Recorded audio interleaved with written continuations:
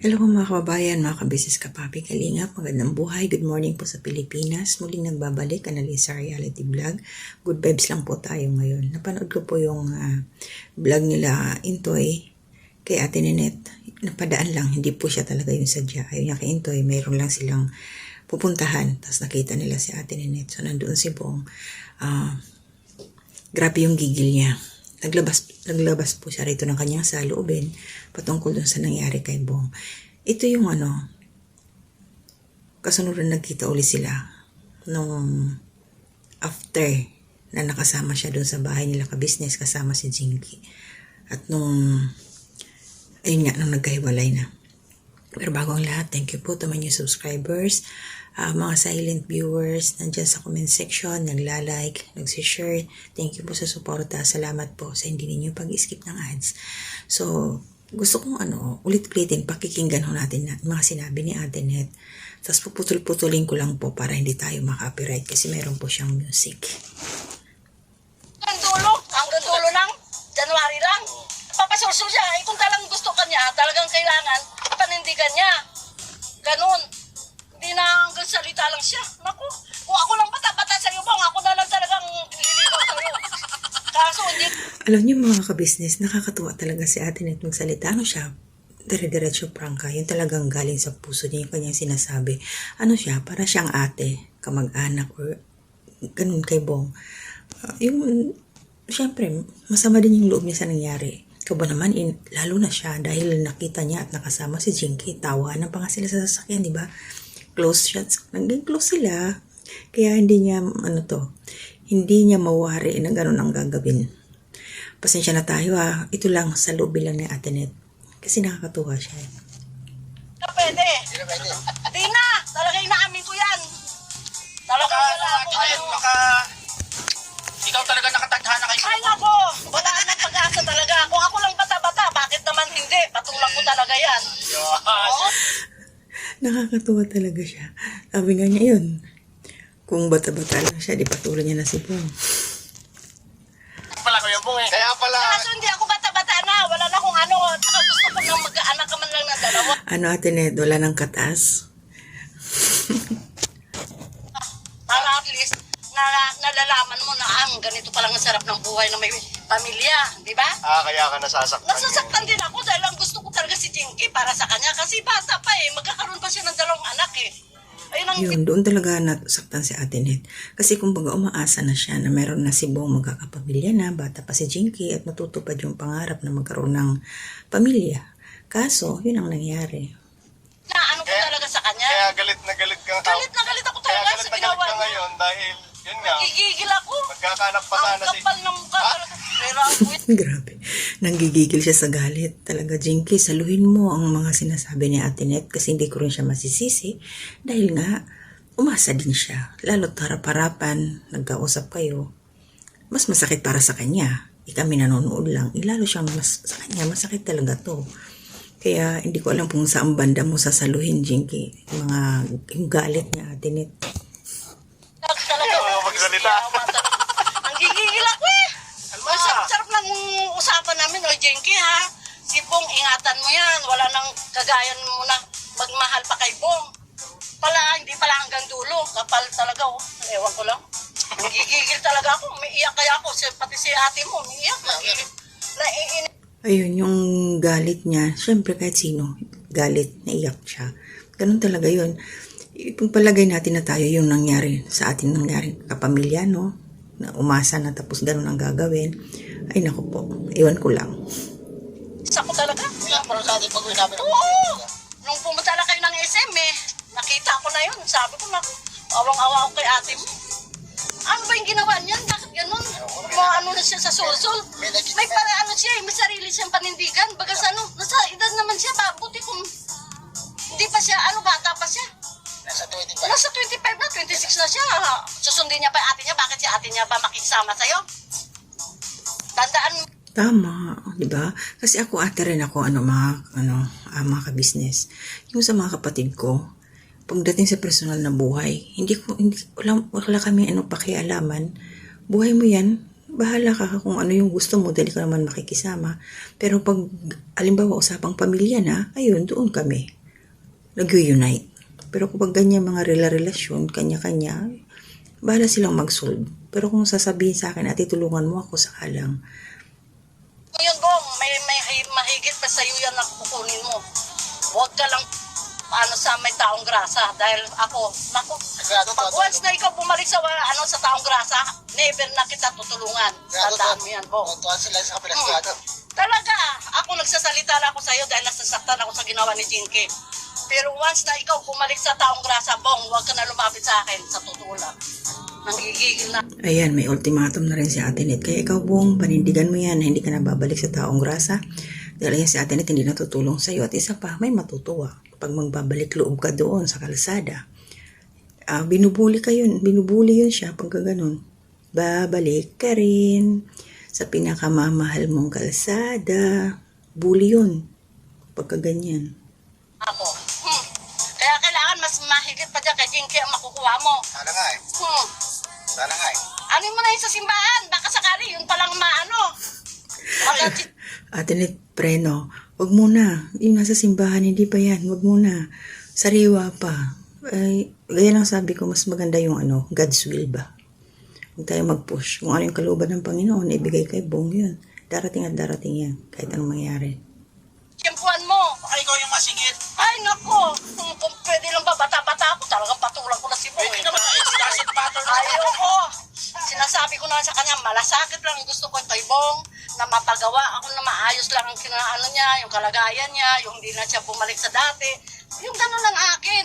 Pero kung sasabi na may ako kay Bong, wala. Kung bata-bata pa siguro ako, baka sakali. Talaga! Wala na ako sa Ito lang nila. Ay, hindi. Kahit wala sa Ilang ito. taon na po ba kayo? 58 na ako, pero gusto ko makakaanak si Bong ng mas 58 na si Ate Net. Ate Net, marapit na rin tayo. Magbi-58 din ako, pero hindi pa. Nakahiga na siya sa kama, babalik siya sa ang bahay niya daw, parang kubo lang daw doon, sinasabi naman niya. Oh, tapos si kuya mo na nag-upload sa kanya na, magpakasal na kayo sa yung kasalan ng bayan. Kami nga kasalan ng bayan na kami kinasal sa pangalawang kasal na namin Mas mahigit pa doon, at saka yan sagrado talaga yan. Hindi yan peke, dahil mayroong magpapakasal sa inyo. Diyos ko, siya doon, nadismaya siya dahil baka pamaya hindi mo ibibigay ang sahod mo sa kanya. Ang kapal naman ang mukha, ewan ko pa. Ito mga ka-business, na-imagine ko lang, ano kaya gagawin kung harap-harapan sila, kung baga face-to-face ni Jinky, Ate Net, ewan ko lang. Bawal magsakitan Ate Net, gigil na gigil Ang ganda-ganda ng usapan natin na sabihin mo, mahal na mahal mo si Bong hanggang dulo. Saan ang hanggang dulo mo? Hanggang January ka lang pala. Sos, ang kapal talaga. Sabi ko, Sobrang hanggang dulo, hanggang January lang. Binigyan ka pa na sana ni, may surprise pa si Bong sa'yo, sing-sing. O, saan ang sing-sing na yon? Mapunta ba sa'yo yon? Ganong ginawa mo? Ako, ang ganda-ganda ng usapan natin. Tapos ginanyan mo, binaligtad mo ang lahat. Ano ba, may sumusulsul sa'yo? Bakit kapatid mo ba yung makikisama kay Bong? Di ba ikaw? O, bakit ganong ginawa mo? Dapat pinanindigan mo si Bong na mahal mo hanggang dulo. Hanggang dulo lang ng January. Tinapos mo lang yung first month anniversary nyo. May sing-sing pa naman, may baboy pa naman na kinakatay para sa'yo. Tapos ganon ka. O sana nagsalita ka na. Ay kuya, meron ako. Ate Net, kalma. Kalma lang, Ate Net. Dali. Pwede na yun. Baka siya. Nag-iisip siya, ay naku, hindi ako makagawin. Baka hindi ako Gusto niya, sikat siya. Sikat siya sa social media. Tapos ganun ginawa niya. Dapat nagmamalaki ka kay Bong. Na ganun ang gagawin mo. Ay, mahal na mahal ko si Bong. Hanggang dulo. Sus ko. Tapos hanggang dulo lang ng January. Ano ba yung gusto mo, Jinky? Kainis ka. Akala ko pa naman, ikaw na talaga ang makukuha ni Bong. Tuwan-tuwa pa naman ako. Bibigyan ko pa ng salad si Bong. Tapos ganun lang pala ginawa mo. Hindi pa naman kayo nun. Oo, saya-saya ako. Diyos ko, yakap-yakap ko pa siya. Kaya pala, yakap lang pala siya. Plastikan. Plastikan. Ate Net, bawiin mo yung yakap mo kay Jinky. Parang nawalan saysay yung closeness nila that time. Plastika ng ginawa mo, Jinky. Naku, hindi ka ba nahiya sa social media? Kainin mo lang desisyon mo. Dahil sa ginawa mo sa amin lahat ng mga viewers. Lahat ng tao galit sa'yo. Sa ginawa mo na yan. Huwag ka nang bumalik kay Bong. Maghanap ka na ng may lalaki matandang mayaman, madaling mamatay. Ang kulit ni Ate Net. Huwag ka lang pumatandang mayaman, madaling mamatay. Di yung nasaktan lang talaga siya rito para kay Bong. Kaya ganyan si Ate Net. Ano siya eh. Siyempre, mahal niya si Bong bilang parang kapatid niya. Kaya ganun. Grabe ba? Grabe ba? Chill lang ba? Chill lang ba? Gigigil ako eh. Kakantay mo si Ate Nitz yun. Gusto ko talaga. Masarap to kasama si Ate Hindi Net. namin inaasahan ito mga business kasi nagawi lang kami dito eh. May susunduin kami. Naabang-abangan ko talaga yung vlog nyo. Akala mo tuwang-tuwa pa na saan? Bihira na ko dahil dun sa ginawa ni Jinky na magpakasal na sila, desisyonan na niya na February 14. Oh, Ate Nenet, tutugtungan ko yung tanong ko. Ayan. Natututol? Pag Hindi! Hindi ako tututol. Sa ginawa niya, sinungaling siya. Hindi may paglalaban sa Hindi! Hindi ko paglalaban yan. Baka Nakakatawa mamaya si Ate pagdating- Net. Ano na yung kasal? Stop na yung kasal. Walang kasalan na mangyayari. Dati ako, sabi ko, sige tuloy ang kasal dahil ginawa niya yan. O ngayon, magpakasal ka? Na ganun ginawa mo kay kay Bong? Jinky? Ay nako, never. Huwag ka na magpakita sa kanya. Kapal naman ang mukha mong pakita ka pa. May tanong din ako, Ate Nenet. Alam ba ang ganun nga, di ba? Yung humingi ng tawa, tapos pinatawa. So ito yung mga inaabangan ko ka-business. Kasi may sinabi dito si Ate Net na tawan-tawa talaga ako. Pasensya na kayo ha, pagbigyan nyo na rin po ako. Good vibes po kasi si Ate Net. Tayin po natin. Ang ginawa ni Bong sa akin noon. Kaya yan ang tandaan Ano bang mo. ginawa ni Kebong sa'yo noon? Siyempre, yung tumutulong siya sa may service ng mga anak ko o kahit paano, malaking tulong din yun. Hindi ako baga sa sinusiklian ko lang yung ni Bong sa akin. Mabait si Bong sa amin noon, hindi ganyan siya. Kahit anong taong grasya pa siya, talagang as in maano ko mo si Bong. Hindi kagaya ng iba, sinungaling. Tandaan nyo yan, mga sinungaling sila. Kaya huwag kang magpaasa sa mga babae. Kaya kailangan, siguraduhin mo na. Yan, nakadalawa ka na, tapos ganun pa? Pangatlo na yun, Ate Net. Kung bibilangin pa natin yung isa, di ba, yung nandun sa, sa HK, tapos yung isa, tapos pangatlo si Jinky. Alam niyo na yung isa, si M2. M2 ba yun siya? Huwag ka na mag-February 14, malas yun. naman. Protection naman. Yari ka na ito. Ayun yung inaabangan ko, mga kabisnes. Huwag ka nang mag-February 14, malas yan. Kasi naalala ko nga, di ba, yung doon nga sa Hong Kong. Gusto rin ni Bong yun, February. Tapos yung isa sa M2 yata, ayun M2 ba yun? February din. O ito pangatlo, February din. So pangatlo na, malas talaga po ang February 14, kaya wag na. So may kakasal sa February 14. Tuwan-tuwan ka naman ako. Sabi ko sayang. Paano yun? Ayun, so ayun na ng mga kabisnes. Kaya Bong, isumpa mo na yan, February 14 na yan. Kung sakasakali man may dumating sa'yo na panibagong babae na sana maging matino na, huwag kang mag-decide ng ganyang date. Malas nga talaga yan. Sumpa yan Pangatlo na talaga. So yun, maraming salamat mga kabisnes. Napag-good vibes lang po ako ni Ate Nenet.